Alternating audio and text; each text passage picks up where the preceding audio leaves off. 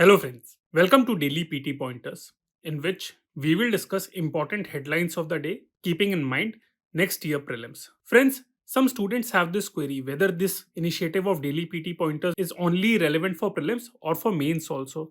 I just want to clarify that these points can also be used in your mains examination to support your arguments. And friends, in coming days, we will also start including MCQs related to prelims. So, the first topic of the day is India signing a MOU with Tanzania to set up IIT Madras campus.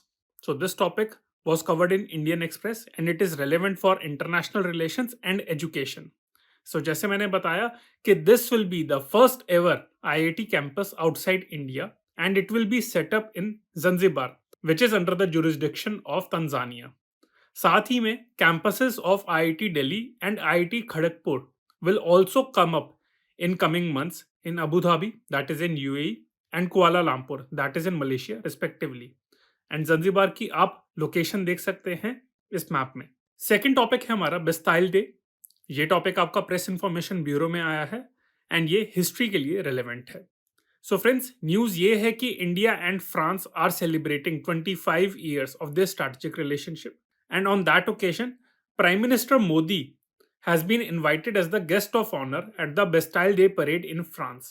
And इस occasion पे Indian Tri Services contingent will participate in French Bastille Day parade. So Bastille Day आपका 14 जुलाई को annually celebrate करा जाता है जिसे France में national day observe करा जाता है and it celebrates the anniversary of the storming of the Bastille fort in 1789, that is in 18th century, which was a major event during the French Revolution. So friends, हो सकता है कि keeping this in mind इस साल के mains में या फिर नेक्स्ट ईयर के प्रीलिम्स में बेस्टाइल डे के ऊपर क्वेश्चन आ जाए या फिर फ्रेंच रेवोल्यूशन के ऊपर क्वेश्चन आ जाए. नेक्स्ट टॉपिक है हमारा जुले लद्दाख. ये टॉपिक आपका प्रेस इंफॉर्मेशन ब्यूरो में आया था एंड सिक्योरिटी के लिए रेलेवेंट है. So this is an outreach programme by Indian Navy and it aims to enhance participation of youth from Ladakh in defence services. So इसके लिए इतनी इंफॉर्मेशन ही रेलेवेंट है. नेक्स्ट टॉपिक है हमारा एनवायरमेंट के related and this topic was taken from Indian Express and the news is that July 3rd and July 4th in 2023 have been measured to be the hottest 2 days for the earth ever. In fact, पहली बार ऐसा हुआ है कि किसी particular day पे global average daily temperature cross the 17 degree Celsius mark. July 3rd के दिन temperature था आपका 17.01 डिग्री सेल्सियस, बट उसका रिकॉर्ड नेक्स्ट दिन आपका ब्रेक हो गया था when July 4th recorded 17.18 degree Celsius. इससे पहले का जो रिकॉर्ड था वो था 16.92 degree Celsius which was recorded in August 2016.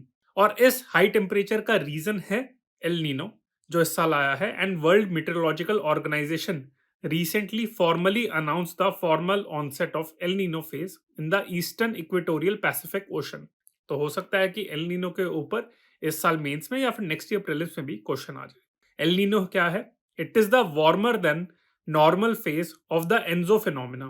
ENSO stands for El Nino Southern Oscillation Phenomena, during which the sea surface temperature in a region of the equatorial Pacific Ocean become warmer than the average by 0.5 degree Celsius और मोर.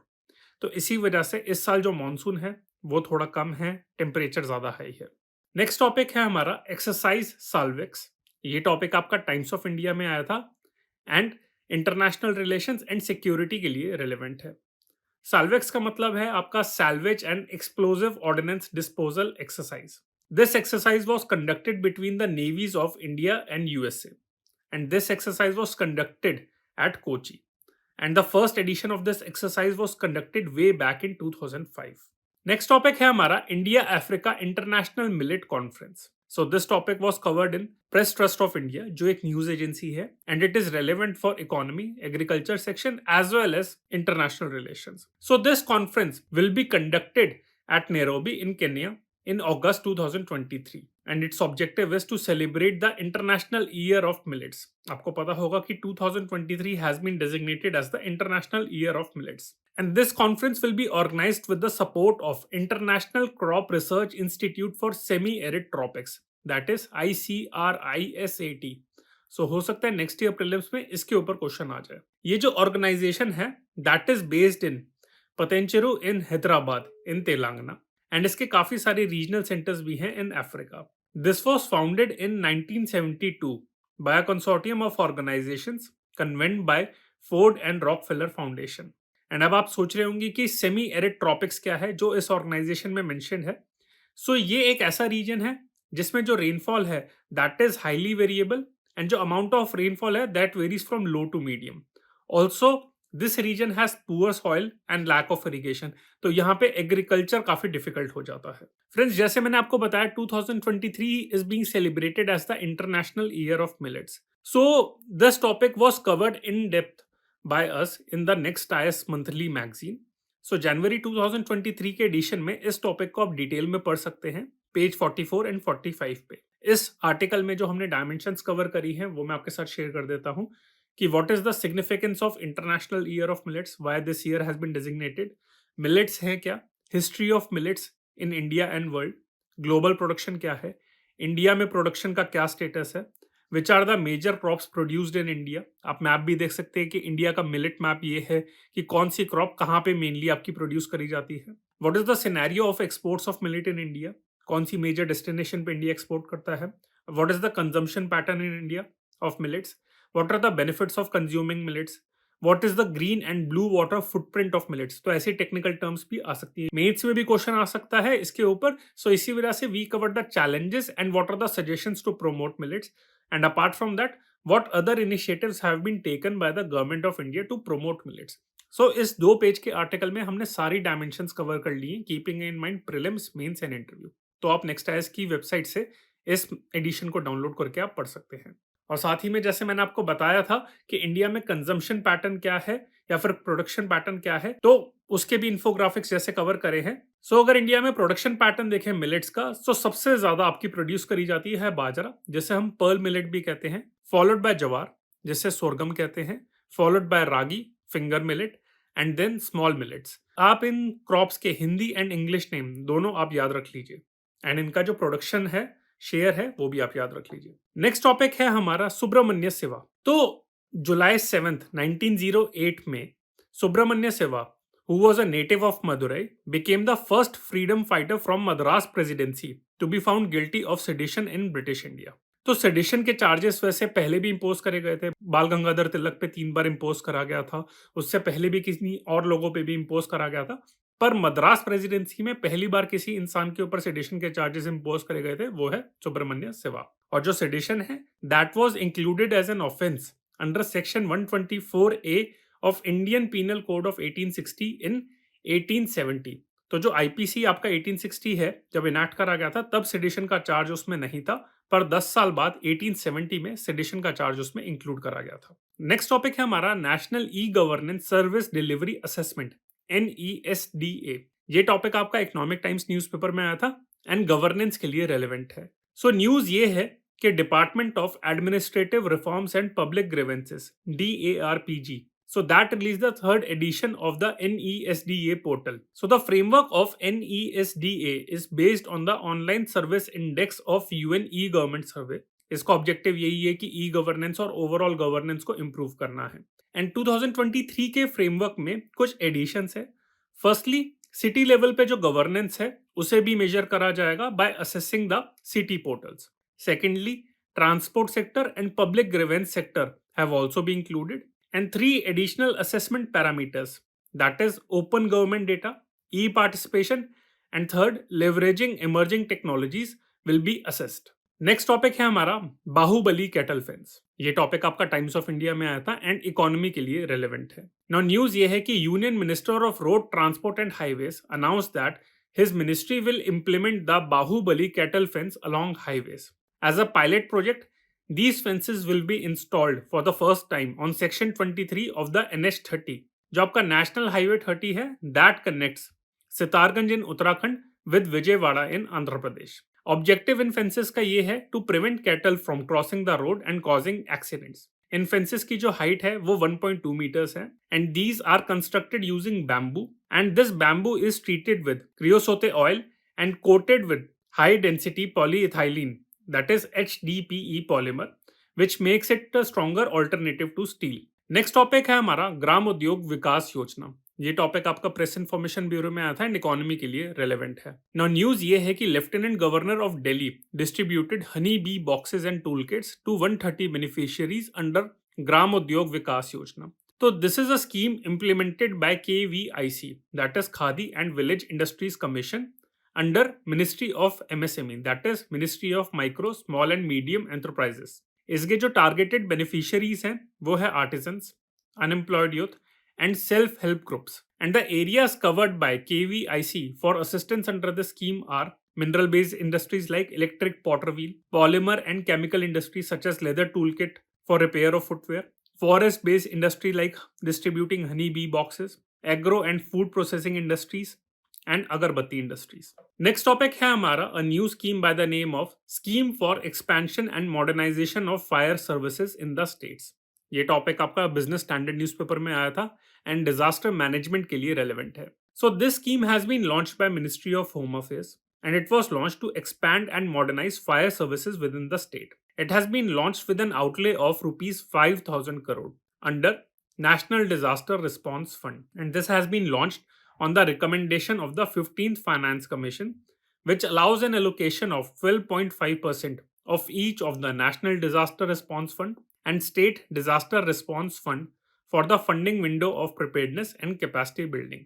इस scheme के under अगर state governments को fund चाहिए तो उन्हें 25% cost contribute करनी होगी, but north eastern and Himalayan states है उनको 10% कंट्रीब्यूट करना होगा। नेक्स्ट टॉपिक है हमारा एक लोकेशन जिसका नाम है ओबिनस वॉल्केनो। ये टॉपिक आपका ऑल इंडिया रेडियो में आया था and geography places in news के लिए रेलेवेंट है।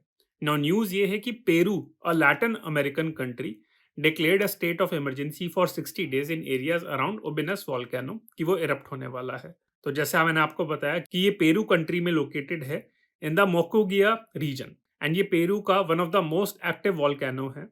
और ये किस टाइप का वॉल्केनो है? ये एक स्ट्रैटो वॉल्केनो है। स्ट्रैटो वॉल्केनोस को हम कंपोजिट वॉल्केनो भी कहते हैं and these are conical volcano built up by many layers of hardened lava and this volcano is part of the central volcanic zone of the Andes mountain range. तो ये आप Peru country की location देख सकते हैं कि it is a Latin American country surrounded by Ecuador, Colombia, Brazil, Bolivia and Chile and जो इसकी कोस्ट लाइन है वो ये पैसिफिक ओशन के साथ शेयर करता है। इसकी कैपिटल है लीमा। नेक्स्ट टॉपिक है हमारा वर्ल्ड स्वाहिली लैंग्वेज डे जो आपका जुलाई 7 को ऑब्जर्व करा जाता है एनुअली। ये टॉपिक आपका ऑल इंडिया रेडियो में आया था and culture and international relations के लिए रेलेवेंट है। नाउ ये डे इसलिए इंपॉर्टेंट है क्योंकि यूनाइटेड नेशंस ने इस डे को 2022 यानी कि लास्ट ईयर ही डिक्लेयर करा था। तो चांसेस है कि प्रीलिम्स में अगले साल क्वेश्चन इस पे आ सकता है।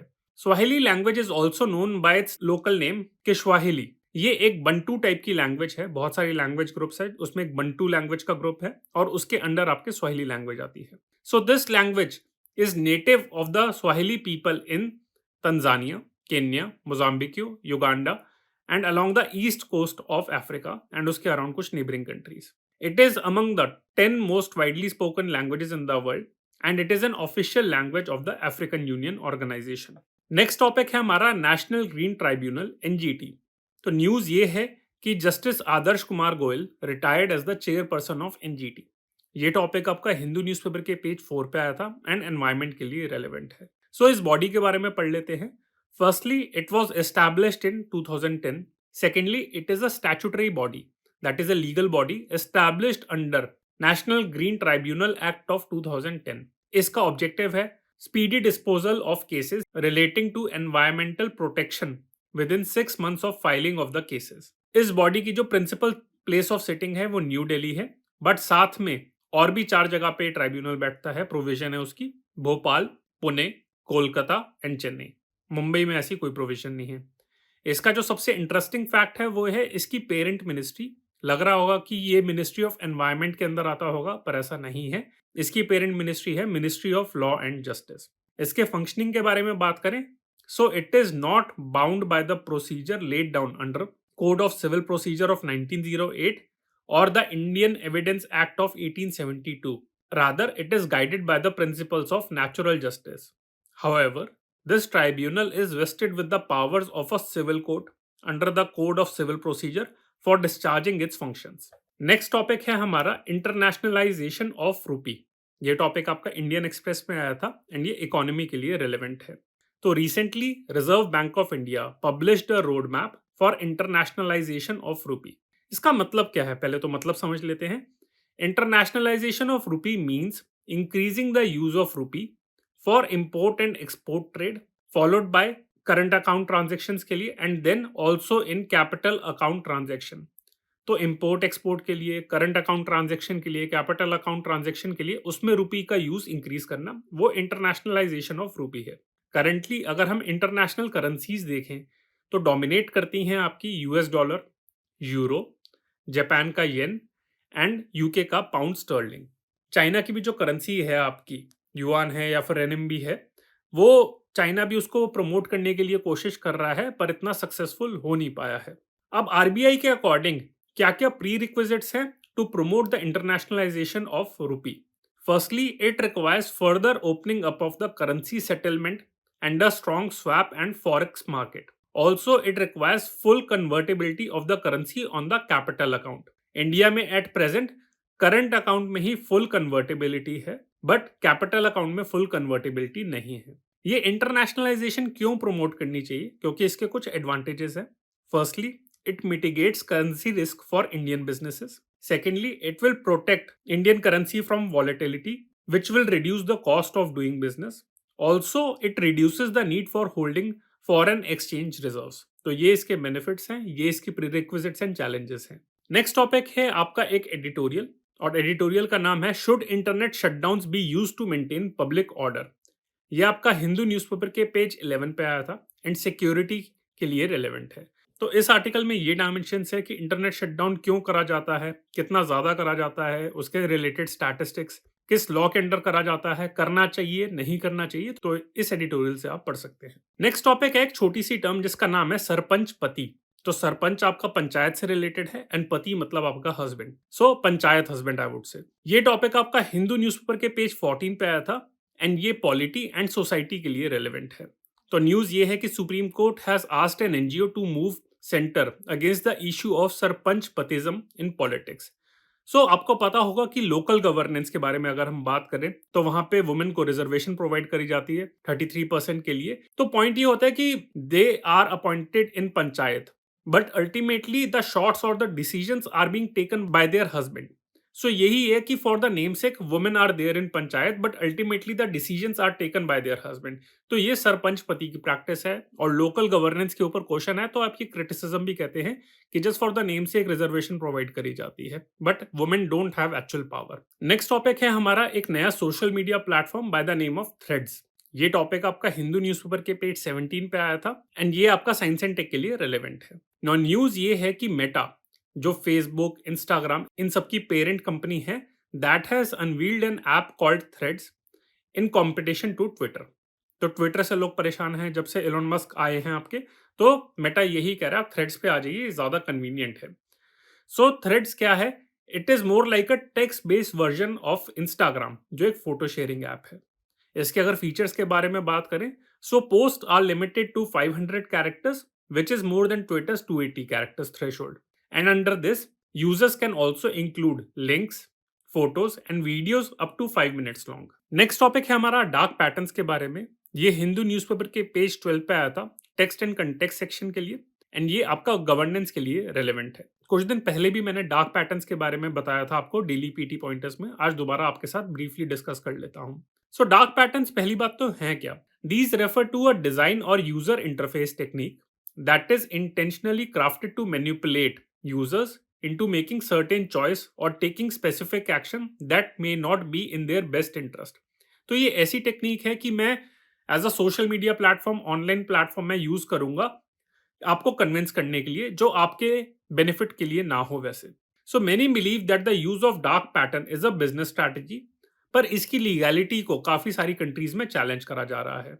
And recently department of consumer affairs issued a letter to major Indian online marketplaces warning them against engaging in unfair trade practices by implementing dark patterns in their user interfaces to influence consumer choice. And आज का हमारा last topic है high seas treaty. ये Hindu newspaper के page 12 पे आया था and environment के लिए रेलेवेंट है। हाई सीज ट्रीटी, जिसका ऑफिशियल नेम है marine biodiversity of areas beyond national jurisdiction, or BBNJ. So this is the third agreement approved under UN clause, that is United Nations Convention on the Law of the Seas, after the 1994 and 1995 treaties. तो 1994 treaty जो थी UN clause के under, that establish the International Seabed Authority, and 1995 की जो treaty थी under UN clause, that establish the Fish Stocks Agreement. High seas treaty जो अब adopt करी गई है, इसका ऑब्जेक्टिव है to address critical issues such as increasing sea surface temperature, over exploitation of marine biodiversity in areas beyond national jurisdiction. अगर इसके features के बारे में बात करें, so this treaty calls for establishing marine protected areas. Then second feature is it calls for having a clear house mechanism for fair sharing of benefits from marine genetic resources. Thirdly, it also calls for having a scientific and technical body which will play an important role in conducting environmental impact assessment.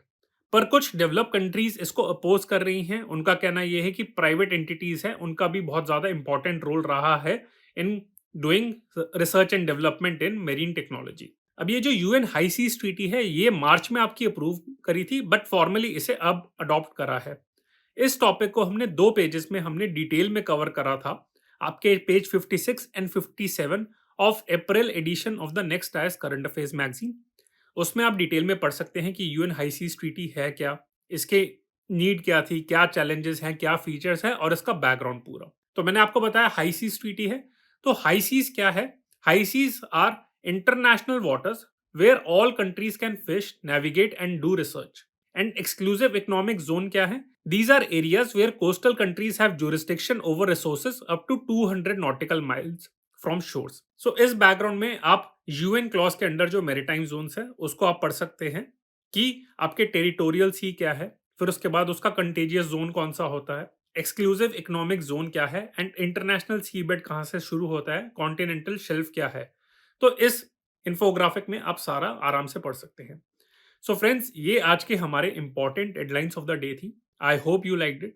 For more updates on current affairs, you can follow us on YouTube, Instagram, and Telegram. Thank you.